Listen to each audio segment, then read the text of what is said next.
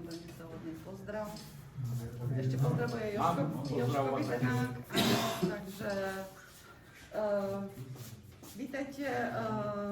Tak ako podľa programu viete, že kto sú lektori. Dneska večer máme na programe prednášku o Radovi Stoklasovi, o reportážnej fotografii. Vítam medzi nami Veroniku Markovičovú.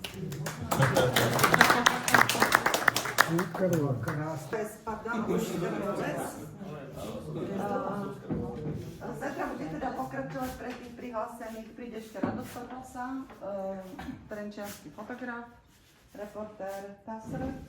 Takže zajtra bude robiť taký workshop o reportážnej fotografii. A večer bude mať prednášku Jožko Sedlák, fotograf, pedagóg z Bratislavy, toho tiež asi poznáte. Zajtra v priebehu dňa budeme robiť taký workshop z trukáže, to je tak vám, ak chcete odprezentovať svoju tvorbu, takže vtedy bude na to priestor, alebo teda keď bude aj večer niekedy čas, tak si nájdeme priestor. Dobre? Toto je putnický dom, ktorý patrí pod farmu Skalka. My tu organizujeme už 17 rokov teda sympózium, vytvarno-literárne sympózium Aura et Ars. Čo vidíte na stenách, tak to sú obrázky z tohto sympózia. Asi teda všetci to poznáte, nemusím vám to približovať. Také organizačné teraz bude večera. Tuto sú k dispozícii káva, čaj, tuto je ceník. Ja som mala tento útorok 42.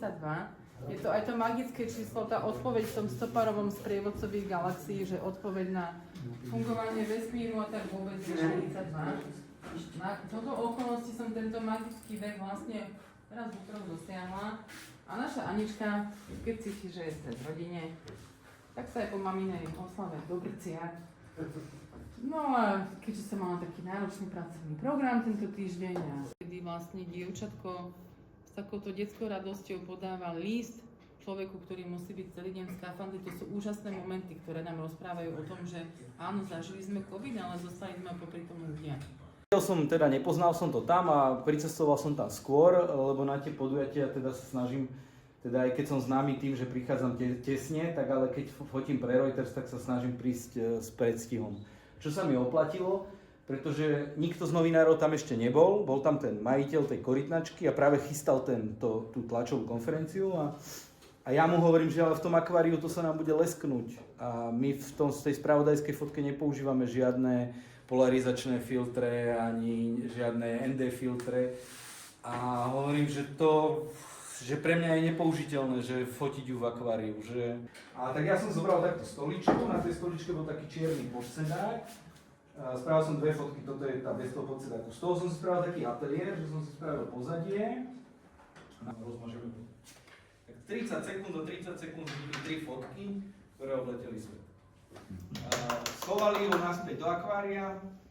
Prišli všetky televízne štáby zo všetkých televízií, zo všetkých novín, ktoré poznáte. Stoklasa už sedel vedľa, už si to editoval, už to posielal.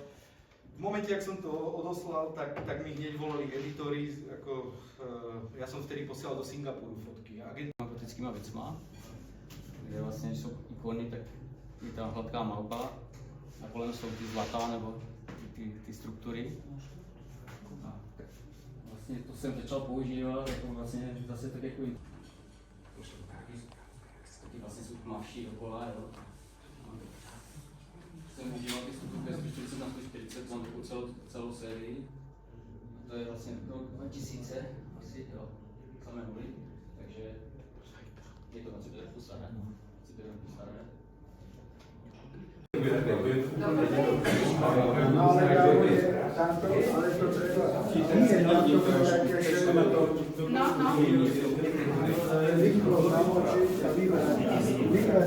Rukou to môžeš, ľudí neboj sa. A teraz ti to dosť podvodí. Tak vieš, lebo aby si videla, či ti to naozaj...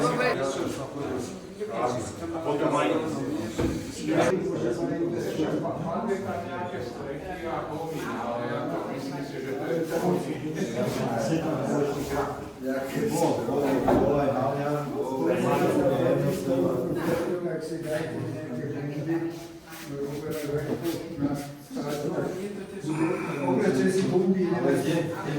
Sranda je to.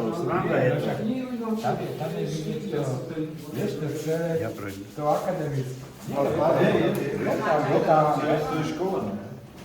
To už je poznačené. To je estetický súd. Igor Nádhera. To už